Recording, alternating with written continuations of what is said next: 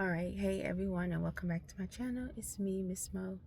So hopefully this will be a quick video, but I just want to do these videos to provide like some updates about not just important things, but like interesting things that I'm finding as I do my research in regards to mental health support for adolescents in the New Orleans area.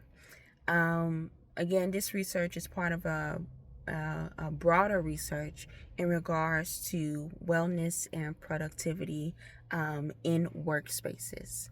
So it's beginning by looking at adolescents in schools.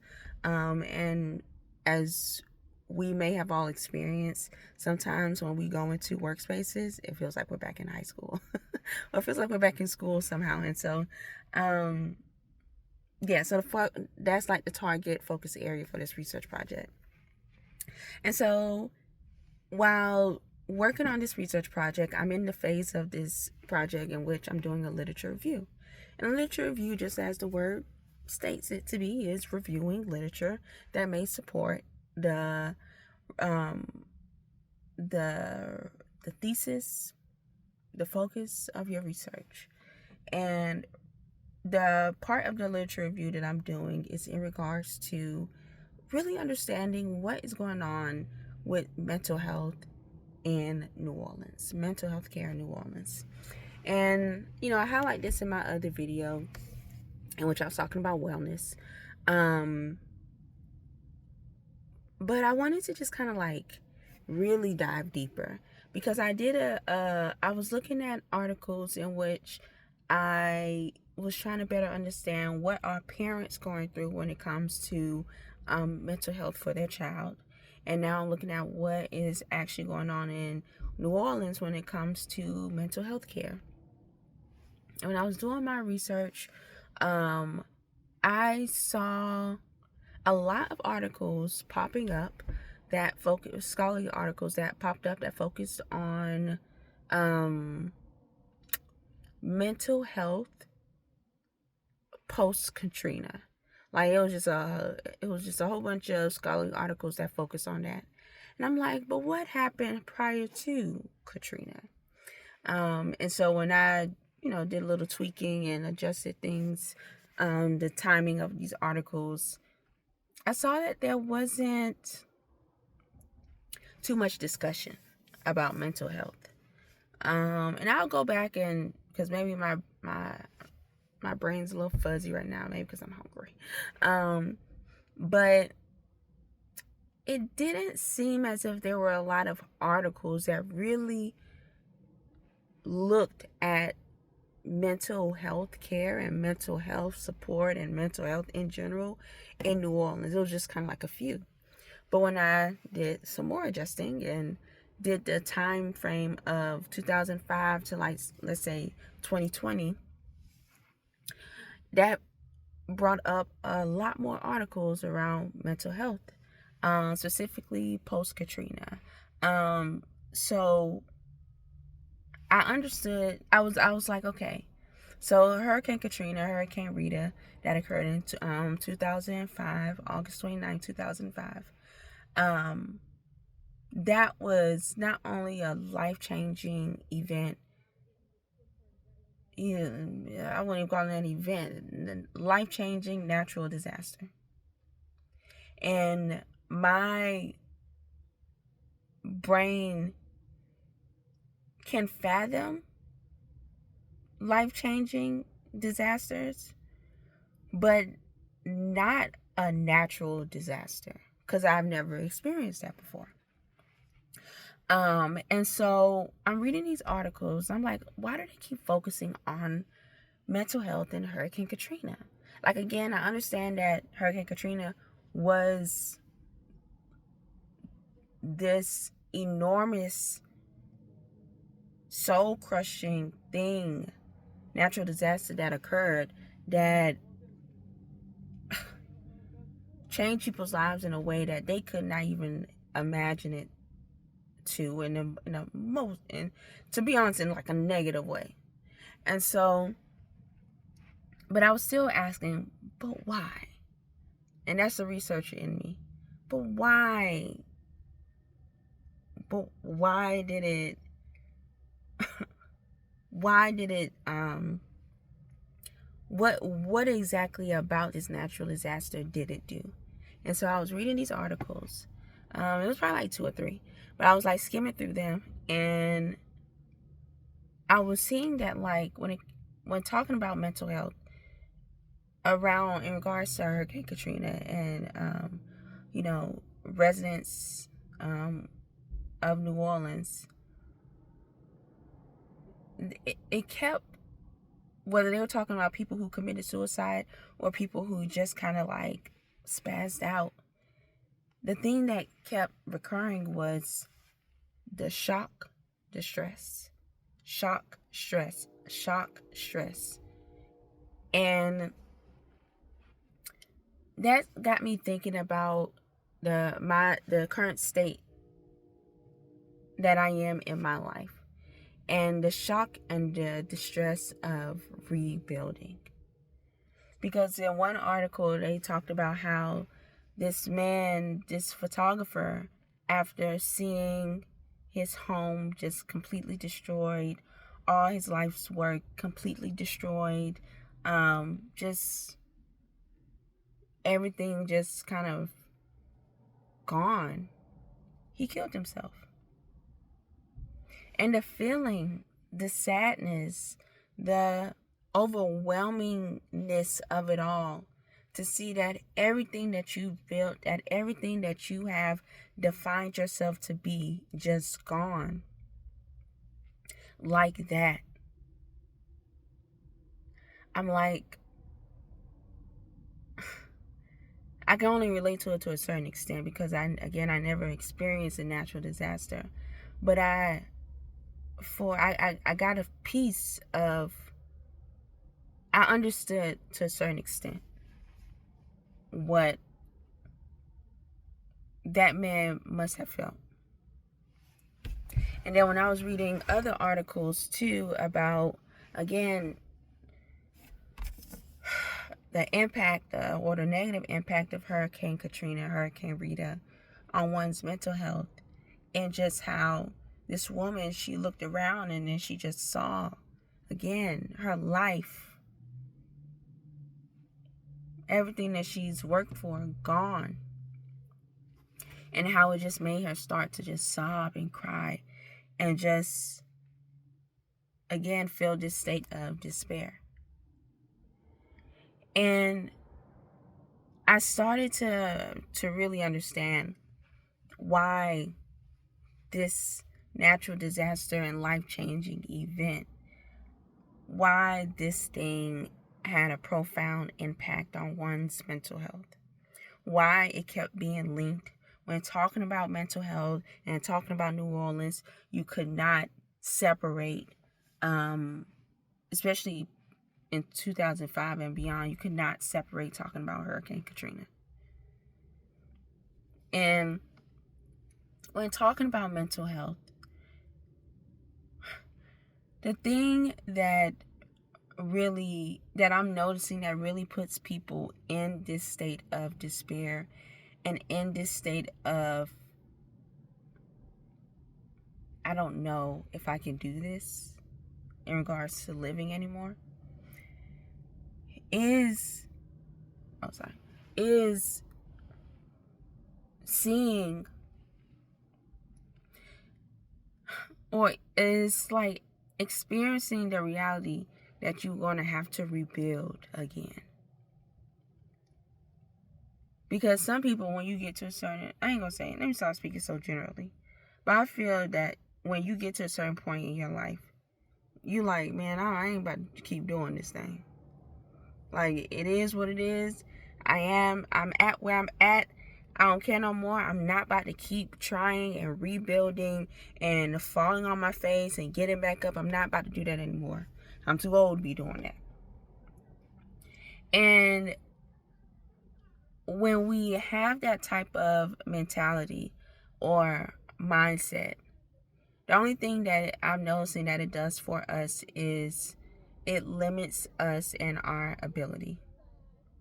And then So when you have a situation like the aftermath of a Hurricane Katrina, or if you have a situation in which you just kind of lose yourself, to dismiss, to have fear of the rebuilding can add so much pressure and so much sadness to an individual, that it can really truly cause them to just stop trying. And it really can cause them to just want to escape, because that seems like the easiest solution to this mountainous problem of trying to rebuild one's life. And the reason why this is even so important too, especially as in regards to the research, is because one key element of this AI tool that is being worked on is suicide prevention. And as I dive deeper into truly understanding, why is suicide even bad? Like, again, this is the researcher in me. Why is this thing bad? And why do people even get to this point? And what I'm noticing, to answer the first question, because I do think suicide is bad. The reason why suicide is bad is because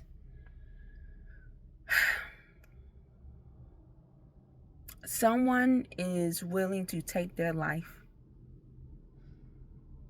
because they are afraid of the future, or they are overwhelmed by the present. And the thing about life is that the present is just the present. You don't know what's going to happen in the future.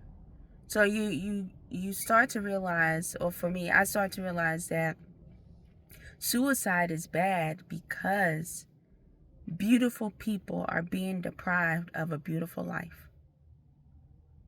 All because their current situation seems so overwhelming to them, because they can't understand how to navigate through it. Their current situation seems so overwhelming to them that they feel like the best solution is just to leave this earth. And I don't think that is the case. And yeah, I just don't think that is the case. And another reason why, like, I feel like suicide is bad is because, some people commit suicide because of being bullied. And this world will bully you up and down. I was reading something that I wrote about how people will make you feel bad about being fat, but if you're too skinny, they make you feel bad about being skinny. People will make you feel bad about having a lot of money, but if you don't have a lot of money, they make you feel bad about being poor. People make you feel bad about not having kids, but then make you feel bad when you prioritize your kids. People will make you feel bad about working a job, but then will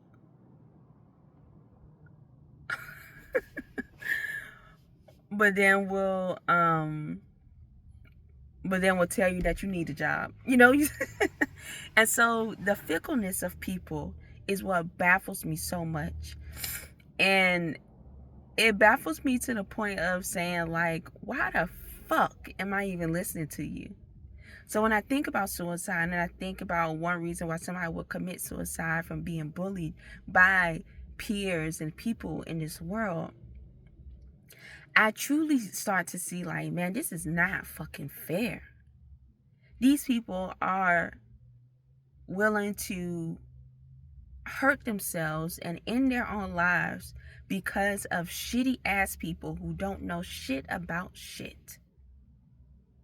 So they are being deprived of a beautiful life from people who don't know what the fuck they are talking about. And as I think about it, it gets so infuriating, because it's like The amount of times, again, that we are made to feel bad about ourselves, to the point that we can't even see the beauty of the world that God has given us. It's just so, it's infuriating. So when I do this research and I'm thinking about like these adolescents and what they may be going through and how they are being trained to feel insignificant from from maybe family members to peers to the way that sometimes even the school systems function. They are made to feel insignificant if they don't do things in a way, or if they don't operate in a way in which people find them to be acceptable, only to find out that the people that they want acceptance from don't even accept themselves. So they are just listening to noise. And again, I find that to be so unfair, that by listening to that noise, it caused them to take their own life. And so like this work, again, that I'm doing in conjunction with this tech company, this work that I'm doing is so important. And when I look at the people of New Orleans, it is so important because it was bad government management that caused something as devastating as Hurricane Katrina and the levees breaking, that caused something like that to occur, that is negatively impacting people. So people who didn't know how to do their motherfucking job correctly, is having this residual effect on people who trusted them to do their job. And it's like, no. The people who did not do their job correctly do not have the opportunity to have final say on how the people in this city, in this state, or, especially where Hurricane Katrina, Hurricane Rita impacted, that it's not fair that these people do not have a say on their own happiness. Which is why I feel like this work is so important. Because, again, the overall, goal of the work is about productivity. But that day-to-day thing that it's really, truly focused on is how do we make sure that kids, adolescents, new little human beings in this world, how do we make sure that they truly understand that happiness is within them and it is attainable? Yes, you're going to go through all the emotions that this world will bring towards you, or that this world will make you experience. But you should never forget that you hold the key to your own happiness. You should never forget that although that mom or that grandfather or that friend may say something that is mean to you, that they do not have final say on how you view yourself and how you want to operate in this life. And I don't know, the more I do this research, the more I get upset about the idea of somebody committing suicide, because it's like, again, you're willing to end your own life because somebody else is so miserable around you that they want to share their misery with you. And that's not fair. That is not fair. God created a beautiful life and God beautifully created you. And you should have the opportunity to experience the beauty of you and the beauty of this life. But yeah, so that's what I've discovered so far in my research. And so, now it's time to write it up. Specifically about this literature review. And I think another thing too that I will make sure to highlight is the impact of life changes. Because that's again a key thing from, okay, hold up now, car. Because that's a key thing too. And what I was reading these articles is about, this is a life changing thing that occurred, a devastating life changing thing that has occurred.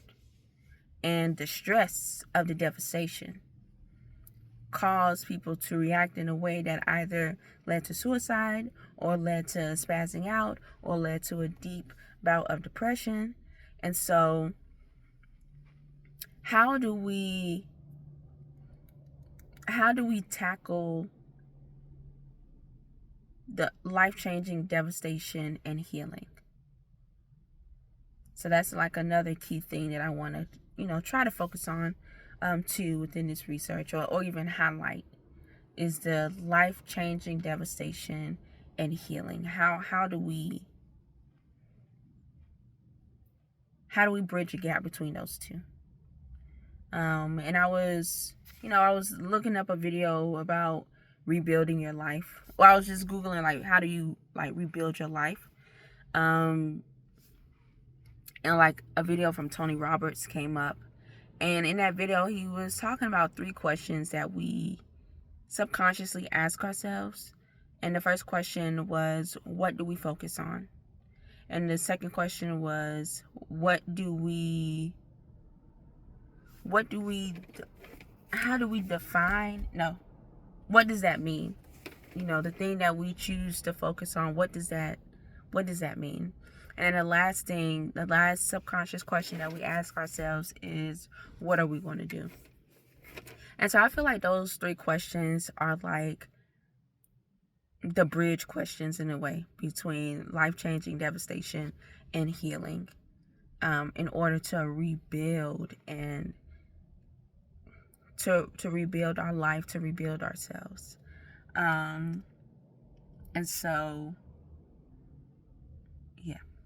I think that's about it for me. But I was just, it was just some interesting articles, and I never really sat with the impact of Hurricane Katrina and Rita, because I remember like kids coming from New Orleans to Georgia and joining the school. And I remember this one young lady, her name was Brittany, and she looked so angry and like, so in a way like, I don't trust y'all, like, just like, so. And it wasn't like I was fascinated by it, but I was just kind of like, and again, I was a kid, I didn't really understand the impact of that pain. And I was just kind of like,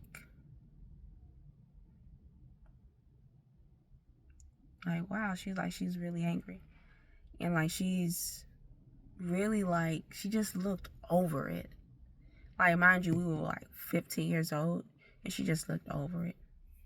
But then the beautiful things started to happen, as the school year went on. And she started to find,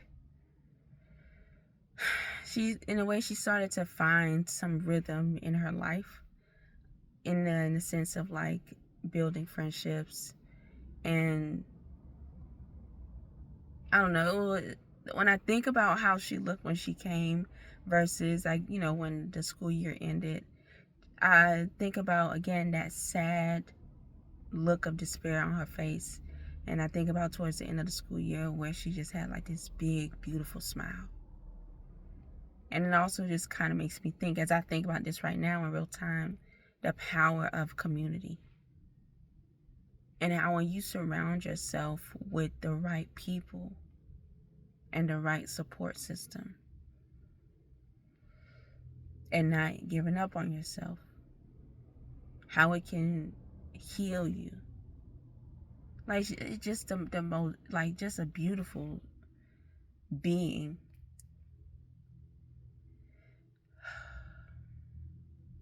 I don't know. Yeah. So, but that's about it for me, you know, right now, y'all. I'm just gonna continue to just provide updates about my research, and again, continue to ask you all to support the research. Click the link in the description box. Save New Orleans, you know, because again, as I read these articles, I'm also just looking at the health care in New Orleans and like some of the management of stuff in New Orleans, and it's like, I don't know, it just kind of seemed like the city is holding on by a thread. And it kind of baffles me too, because so many people, it's such a staple city that you would think that it will have enough money to, I don't know. Okay, so, but yeah, but that's about it for me, y'all. But thank you all for watching, and I will see you all next time. Bye.